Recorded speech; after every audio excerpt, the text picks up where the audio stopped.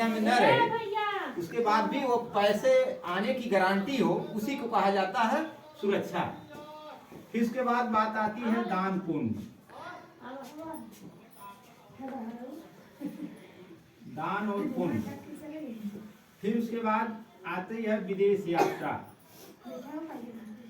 विदेश यात्रा कहने का मतलब यह है कि हर इंसान की सोच होती है कि ये सब चीज हमारे पास हो, लेकिन सभी लोगों के पास ये सब चीजें नहीं हो पाती हैं। क्यों? क्योंकि इस तरीके के उसके काम नहीं होते हैं, ये सब चीजें नहीं हो पाती हैं। बात यह है कि ये सब मिलेगा कैसे, और ये हमें मिलता क्यों नहीं है। जैसे मान लीजिए हमारी इनकम है, ये इनकम हमारी बहुत ही छोटी होती है, इसी इनकम में हमें ये सब चीज देखना होता है, इसलिए जो है हमारे सपने पूरे नहीं हो पाते हैं। जो हमारी इच्छाएं होती हैं वो दबी की दबी रह जाती हैं। लेकिन अगर ऐसा कोई अवसर मिले कि ये इनकम बढ़ाने का सोर्स मिल जाए हमें, ये इनकम जो है इन सब चीजों के बराबर हो जाएगी, तो हमारे सपने जो हैं जो हम सोचते हैं वो पूरे हो जाएंगे। लेकिन इसी इनकम में ये बहुत बड़ी अपॉर्चुनिटी छिपी हुई है। वो क्या है? ये देखिए खर्च है और एक होती है बचत। खर्च हमारे इनकम का जो है कि 90% भाग खर्च हो जाता है, और बचत जो है लगभग 10% जो है हम अपना बचाते हैं बैंक में या LIC करवा लें। इस तरीके से जो है हमारे ये बचत हो पाती है 10%, और 90% जो पैसा हमारा मार्केट में खर्च हो जाता है। अब यही चीज हमें ये देखना है कि ये जो 90% हमारा खर्च होता है, इसी के आधार पर हमारा बिजनेस है। यही अपॉर्चुनिटी छिपी हुई है कि हमारे जो खर्च होते हैं वही खर्च जो है कि एक बहुत बड़ा इनकम दे सकता है। लेकिन वो इनकम कौन ले जाते हैं?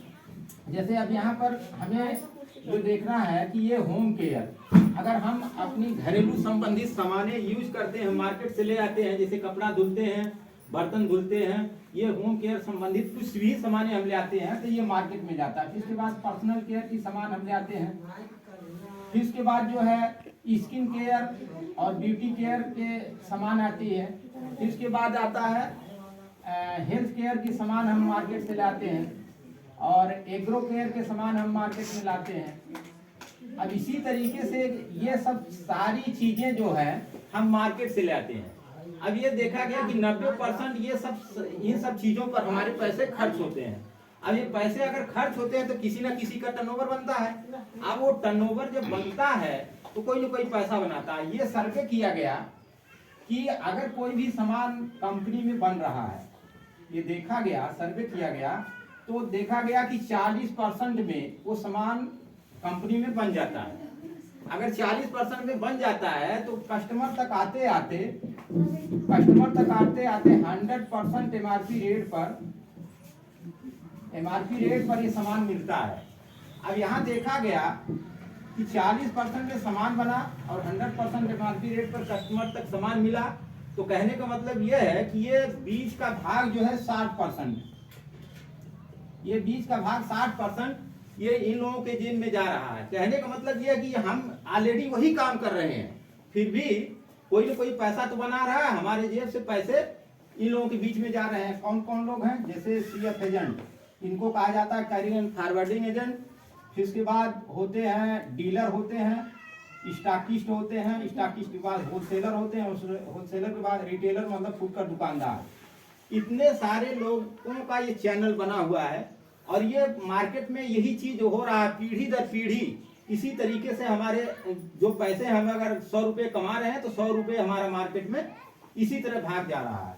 ये कौन पैसा कमाता है? यहाँ से पहले कंपनी कमाती है, फिर उसके बाद CF एजेंट और डीलर, स्टॉकिस्ट, होलसेलर, रिटेलर, और बीच में एक तबका और है जिसको ये ऐड लोग करते हैं।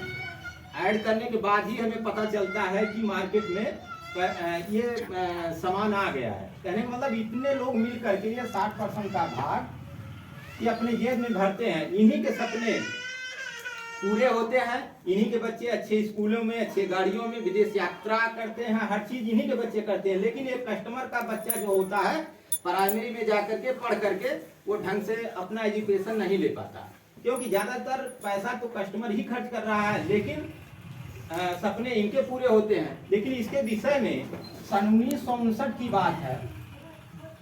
ये सन 1959 में दो व्यक्तियों के दिमाग में जन्म लिया कि क्यों न ऐसा कोई रास्ता खोजा जाए कि जो कस्टमर पैसा ऑलरेडी 100% पे करता है उसके जेब में पैसा आना शुरू हो जाए। उन्होंने कहा